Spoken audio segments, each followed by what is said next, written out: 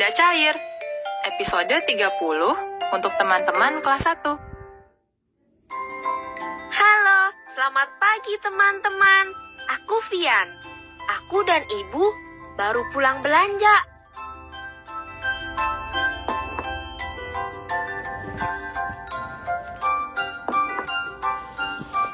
Ibu mau langsung masak ya? Iya, tapi sebelum masak dan melakukan kegiatan apapun, kita harus berdoa dulu. Oh iya teman-teman, jangan lupa berdoa ya. Kita berdoa tidak hanya saat mau belajar, tapi berdoa juga setiap melakukan kegiatan apapun. Yuk, kita berdoa dulu menurut agama dan kepercayaan masing-masing. Berdoa selesai.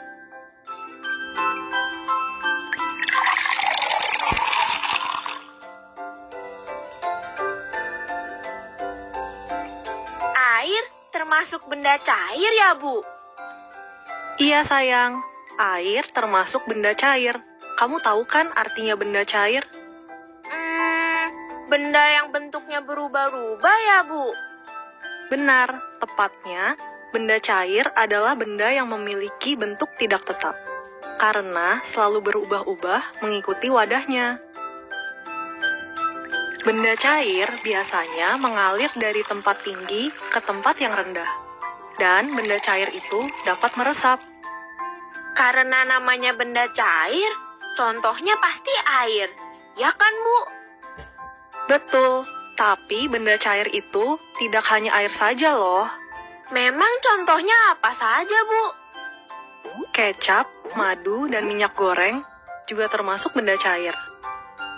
Nah, teman-teman, ternyata ada banyak contoh benda cair di sekitar kita ya. Hari ini, kita akan belajar tentang benda cair. Tapi sebelumnya aku mau tanya nih, hari ini hari apa ya? Wah, benar. Kalian pinter deh. Baiklah, kita mulai saja ya pelajaran tentang benda cair. Yuk, kita ikuti penjelasannya. Benda cair adalah benda yang bentuknya seperti ruangan yang ditempatinya. Air merupakan salah satu contoh benda cair yang sering kita temui. Tapi sebenarnya ada banyak contoh benda cair di sekitar kita. Ada kecap, minyak goreng, susu, madu, dan lain-lain. Kecap sudah disebutkan, minyak goreng sudah, madu juga sudah. Benda cair di sekitar aku apalagi ya? Oh iya, kalau jus, benda cair juga kan, Bu? Iya, jus juga termasuk benda cair. Nah, teman-teman, sekarang coba kalian sebutkan juga ya satu benda cair yang ada di sekitar kalian.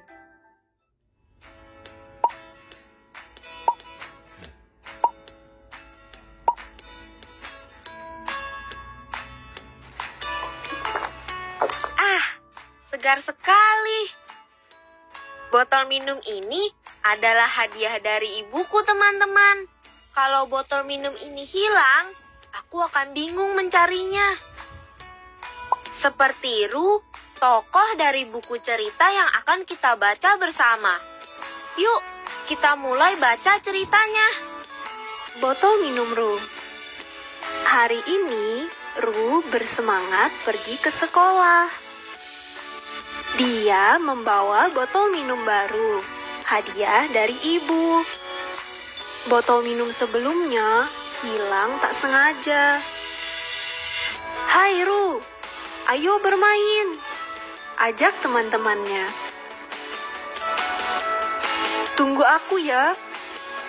Ru langsung lupa pada botolnya saat teman-temannya mengajak bermain. Padahal, Ru sudah berjanji pada ibu.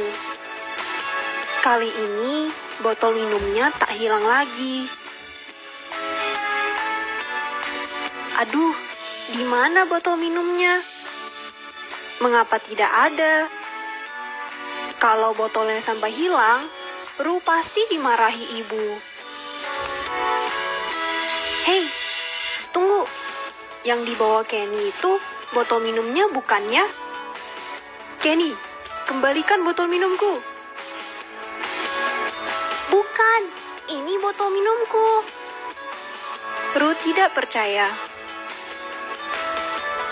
Daripada bertengkar, lebih baik membuktikan.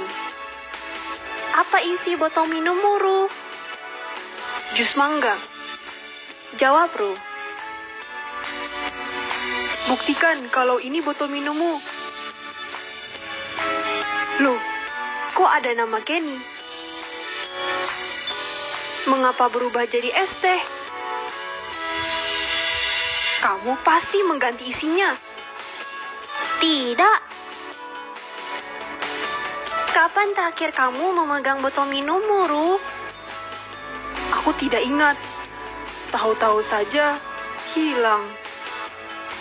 Pertanyaan Kenny sulit. Kalau Ru ingat, pasti sudah ketemu dari tadi. Ru ingin Kenny membantu mencari. Masa dia harus bingung sendiri? Belum tentu juga itu botol minum Kenny, kan? Jujur atau tidak, harus dibuktikan. Kenny mau membantu, tetapi ada syaratnya. Kalau tidak ketemu, berarti memang milik Kenny. Menuduh tidak jujur tanpa bukti juga tidak benar, kan? Namun, botol minum itu tidak ada di mana-mana. Ru nyaris putus asa. Mungkin botol minum itu sudah hilang selamanya. Loh, itu apa? Astaga, itu botol minum Ru. Entah bagaimana bisa berada di situ. Itu berarti yang tadi benar-benar milik Kenny. Kenny, aku minta maaf. Ru malu sekaligus lega. Kenny berkata, tidak apa-apa. Kadang-kadang teman bisa salah mengira. Ru jadi tahu sekarang. Ternyata mereka punya botol minum yang sama. Wah, banyak ya yang bisa kita petik dari cerita botol minum Ru tadi. Gara-gara asik main, Ru jadi lupa menaruh botol minumnya. Kalau sampai botol minum itu hilang, pasti Ru dimarahi ibu. Jadi, kita harus menjaga baik-baik barang yang kita miliki ya. Apalagi kalau barang itu pemberian orang yang kita sayangi. Nah, satu lagi pelajaran yang bisa kita petik dari cerita botol minum Ru tadi, yaitu kita tidak boleh sembarangan menuduh. Jangan seperti Ru yang menuduh Kenny telah mengambil botol minumnya, padahal botol Ru hilang karena kesalahannya sendiri.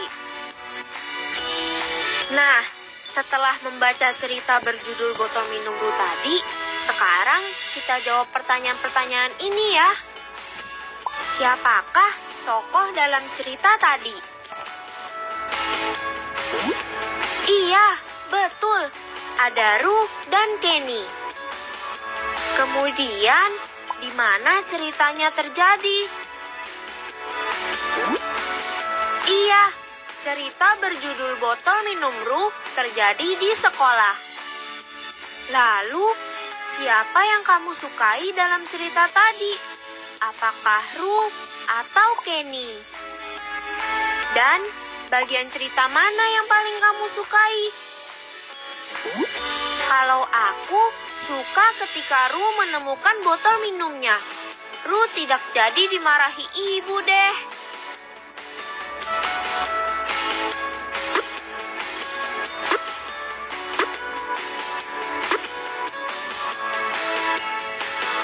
K-O-L-A-H-S-E.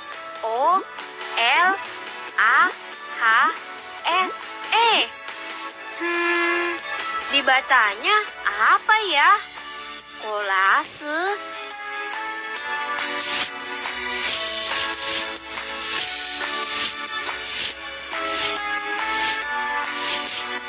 Oh, sekolah. Teman-teman, kalian masih ingat kan dengan cerita botol minum Ru? Sekarang, urutkanlah huruf-huruf berikut menjadi sebuah kata yang ada pada cerita botol minum Ru. B, O, T, L, O. Yang benar, bagaimana ya teman-teman? Oh iya, betul. Kata yang benar adalah botol. Selanjutnya, J, S, U. Wah, kalau ini sih gampang. Teman-teman pasti tahu. Iya, benar. Jus. Nah, kalau huruf-huruf acak ini menjadi kata apa? M, U, N, I, M. Munim. Jadi apa ya? Iya, yang benar adalah minum. Dan yang terakhir, huruf acaknya adalah T, H, E. Apa hayo? Kalian pasti biasa meminumnya kan? Iya, T, E, H menjadi teh. Nah, kalian tulis jawaban tadi di buku tugas ya. Saat mengerjakan, perhatikan cara duduk dan cara memegang pensilnya.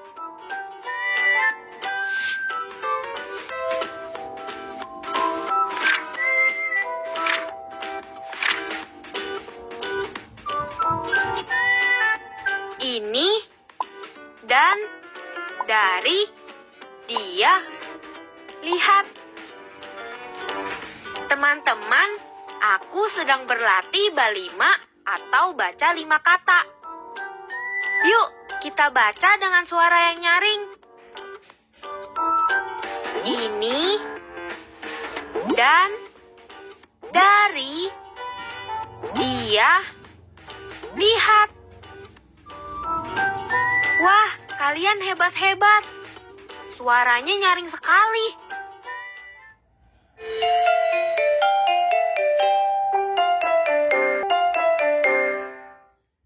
Nah, sekarang aku akan membacakan cerita berjudul Benda Cair dan Sifatnya. Kalian dengarkan baik-baik ya, karena nanti aku akan memberikan pertanyaan. Benda cair dan sifatnya. Benda cair? Apa itu benda cair? Apakah benda cair ada di rumahmu? Benda cair memiliki bentuk yang mengikuti bentuk wadahnya. Minyak goreng adalah salah satu contohnya. Coba kamu lihat saat ibu memasak. Bentuk minyak goreng dalam botol berbeda setelah dituang ke penggorengan. Apalagi sifat benda cair? Apakah kamu pernah melihat air terjun atau air di selokan? Ini adalah salah satu sifat air juga. Mengalir dari tempat tinggi ke tempat yang rendah. Ups, airnya tumpah. Apa yang kamu lakukan? Mengambil kain pel untuk menyerap airnya, bukan? Sifat benda cair yang berikutnya adalah dapat meresap. Air dapat meresap melalui celah-celah kecil pada kain pel. Nah, sekarang kamu sudah tahu sifat-sifat benda cair. Nah, kalian sudah tahu kan tentang benda cair dan sifatnya? Sekarang, aku mau bertanya. Coba kalian jawab ya. Apa yang dibahas pada cerita benda cair dan sifatnya? Iya, benar. Yang dibahas di cerita tadi adalah apa itu benda cair, contoh-contoh benda cair, dan sifat-sifatnya. Pertanyaan kedua, seperti apa bentuk benda cair? Wah, benar lagi jawabannya. Benda cair memiliki bentuk mengikuti wadahnya. Nah, ceritakan kembali kepada orang tua kalian tentang benda cair dan sifatnya ya. Lakukan dengan santun dan percaya diri.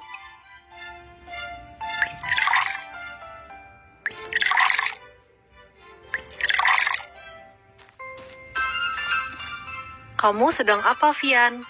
Kenapa 3 gelas itu diisi air yang berbeda? Aku sedang belajar bilangan pecahan dengan menggunakan air di gelas, Bu. Menurut Ibu, apakah ada bedanya? Gelas pertama isinya 1/4 bagian. Gelas kedua isinya 1/2 bagian. Dan gelas ketiga isinya segelas penuh atau 1 bagian.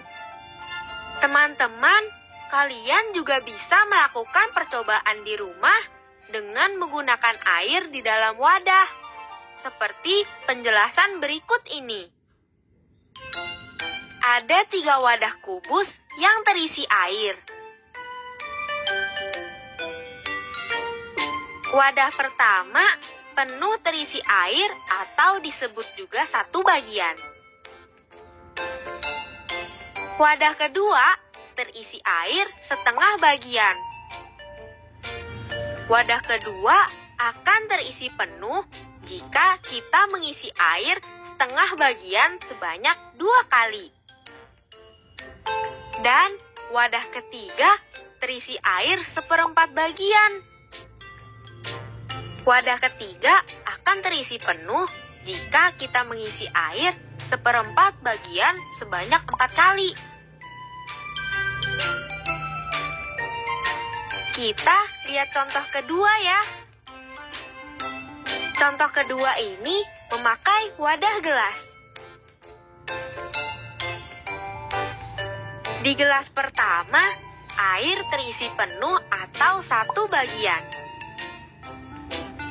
Dan di gelas kedua, air terisi setengah bagian.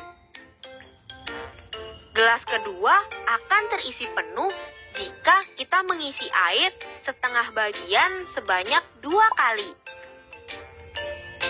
Dan di gelas ketiga, air terisi 1/4 bagian. Gelas ketiga akan terisi penuh jika kita mengisi air 1/4 bagian sebanyak 4 kali. Coba kalian perhatikan ya. Wadah dan gelas yang terisi penuh air disebut juga 1 bagian. Dan wadah yang tidak penuh terisi air merupakan suatu pecahan. Terisi air setengah bagian menunjukkan pecahan setengah. Terisi air 1/4 bagian menunjukkan pecahan 1/4. Bagaimana teman-teman? Sudah semakin paham kan tentang perbedaan 1 bagian, setengah bagian, dan 1/4 bagian? Wah, semuanya sudah paham. Sekarang kita berlatih dengan soal yuk. Perhatikan bentuk wadah yang pertama. Apakah terisi penuh atau tidak penuh? Dan apakah wadah pertama terisi 1 bagian, setengah bagian, atau 1/4 bagian? Begitu juga dengan wadah kedua. Apakah terisi penuh atau tidak penuh? Dan apakah terisi 1 bagian, setengah bagian, atau 1/4 bagian? Lalu, wadah ketiga apakah terisi penuh atau tidak penuh.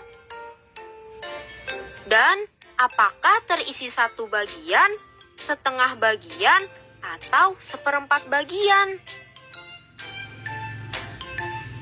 Latihan berikutnya.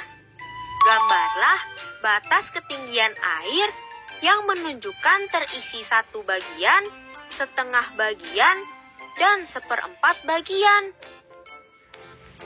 Lalu, bandingkan isi air dari ketiga botol itu. Sama, kurang, atau lebih daripada botol lainnya. Bagaimana teman-teman? Asik dan gampang kan belajar pecahan dengan menggunakan wadah dan air? Kalian bisa berlatih lagi dengan menggunakan benda apapun. Selamat mencoba ya! Teman-teman, sampai di sini dulu ya pembelajaran kita hari ini.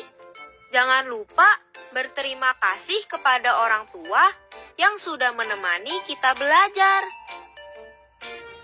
Oh iya, lembar refleksinya juga jangan lupa diisi ya. Sampai jumpa lagi. Dadah!